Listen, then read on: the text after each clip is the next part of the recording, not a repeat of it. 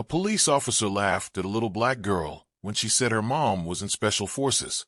People nearby joined in because no one believed her. She was scared, alone, and told to stop lying. But minutes later, everything changed. A black military vehicle rolled in. The street went silent, and when the officer realized who her mother really was, his smile disappeared instantly. "Hey kid, stop lying." The police officer laughed loudly, the sound sharp and careless. He shook his head as a few people nearby turned to watch. Some slowed their steps. Others stopped completely, curious to see what was happening. In front of him stood a small black girl, no more than 10 years old. Her name was Maya.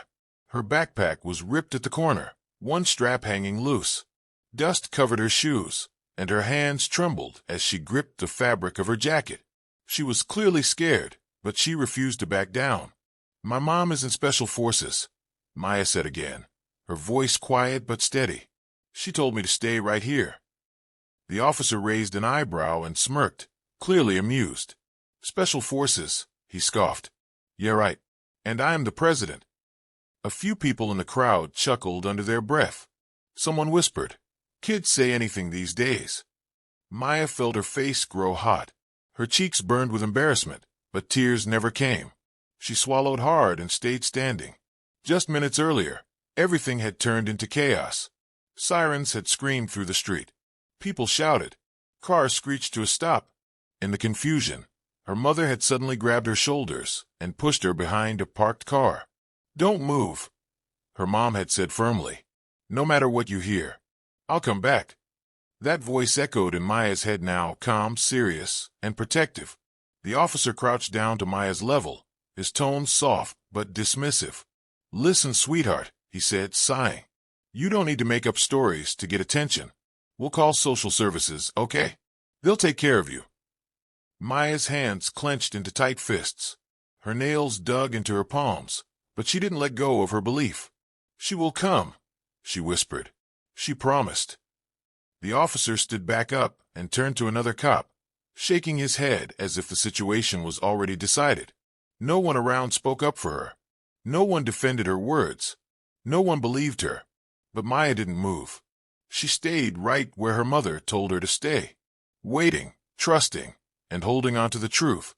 Even when the whole world laughed at her, the street was busy now, too busy.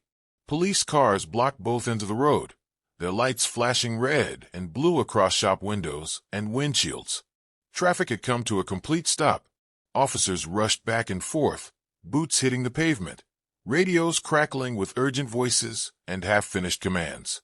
Maya stood near the sidewalk, small and alone, guarded by the same officer who had laughed at her earlier. He rested one hand on his belt and glanced down at her every few seconds, as if afraid she might disappear. "She says her mom's some kind of superhero," he joked to another cop, smirking. "Special forces. Can you believe that?" The other officer chuckled briefly before walking away. Maya heard every word. She lowered her eyes, focusing on the cracks in the sidewalk, but her mind drifted somewhere else, back home. She remembered her mother waking up before sunrise, moving quietly through the house while the rest of the world slept. The smell of coffee, the soft click of boots by the door. She remembered the scars on her mom's arms, thin lines, faded but permanent. When Maya once asked about them, her mother only smiled and said, "Some lessons leave marks."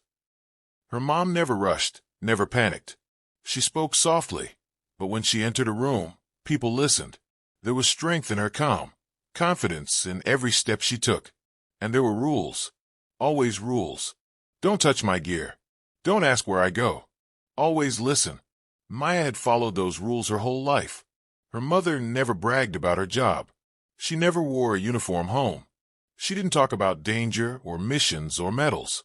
When Maya asked why she was gone so much, her mom simply said, "Some jobs protect people quietly." Suddenly, loud shouting echoed from down the street. "Clear the area. Move back now." Every head turned. "All units, stand by," came a sharp voice through the radios. The joking officer's smile vanished instantly. His posture stiffened. His hand went to his radio as his eyes narrowed, scanning the street. Maya felt it too, the shift in the air, the tension.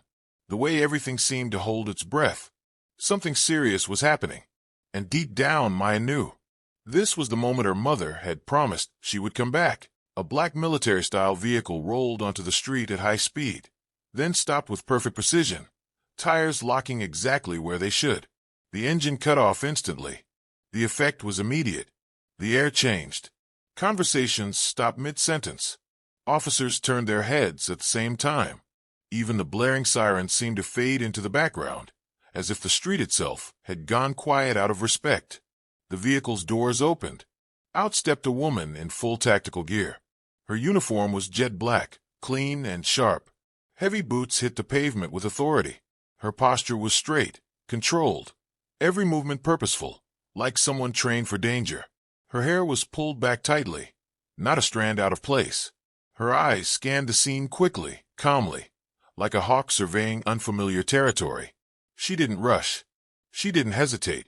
She spoke with a steady, commanding voice that cut through the noise. "Who's in charge here?" Every officer nearby straightened instantly. Shoulders squared. Radios lowered. No one laughed now. "I am, ma'am," the same officer who had mocked Maya earlier replied. His voice cracked just slightly. The confidence he'd had minutes ago was gone. Before he could say anything else, the woman's gaze shifted. Her eyes locked onto Maya. Maya. The sound of her name changed everything. The little girl's face lit up like the sun breaking through clouds. Fear vanished instantly. "Mom!" Maya shouted. She ran forward without hesitation. The woman dropped to one knee, arms opening wide, and caught Maya in a tight, protective hug.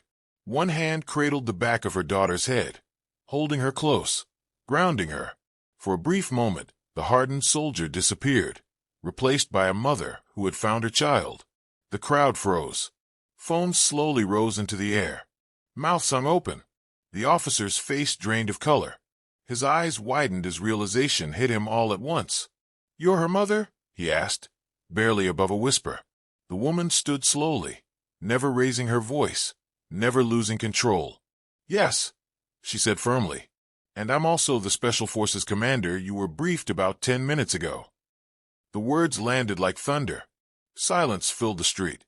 No laughter, no jokes, only the heavy weight of truth settling over everyone who had doubted a little girl, and the woman who had promised she would come back. The officer swallowed hard, his throat suddenly dry. The confidence he once carried was gone, replaced by discomfort and regret. He shifted his weight, unsure of where to look. The woman continued, her voice calm, but every word carried authority. "There was a high-risk operation nearby," she said evenly. "Things got loud. People panicked. I followed protocol and secured my child before engaging." She turned toward Maya and knelt slightly, her expression softening. With gentle fingers, she brushed the dirt from her daughter's cheek, the same hands that moments ago had likely held equipment meant for combat. "You did exactly right," she told her. "You stayed where I told you. You were brave." Maya's shoulders relaxed for the first time that day. The officer opened his mouth, his voice unsteady. I didn't know." The woman stopped him with a single look. Not angry, not loud, just firm. "You didn't ask," she said. "You laughed." Her words landed harder than any shout ever could. The crowd leaned in. Phones were raised higher now, recording every second. Whispers spread quickly. This moment was already being shared, replayed, and discussed online. Proof of how quickly judgment can turn into shame. A senior officer stepped forward from the group.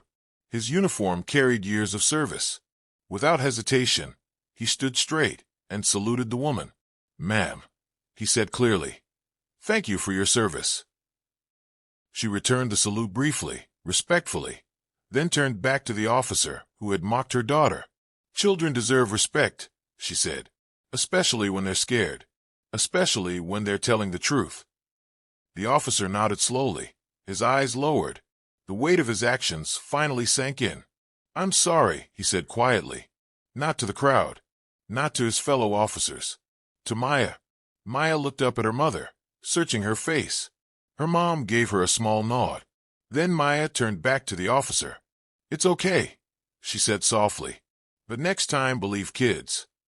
Her words were simple, but they hit harder than any lecture. The officer swallowed again and nodded.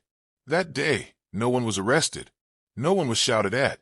But a powerful lesson was learned about respect, humility, and listening. From the quiet courage of a little girl who never stopped telling the truth, the operation ended peacefully. The last police vehicles pulled away, and the flashing lights slowly disappeared. Barriers were removed. Traffic began to move again.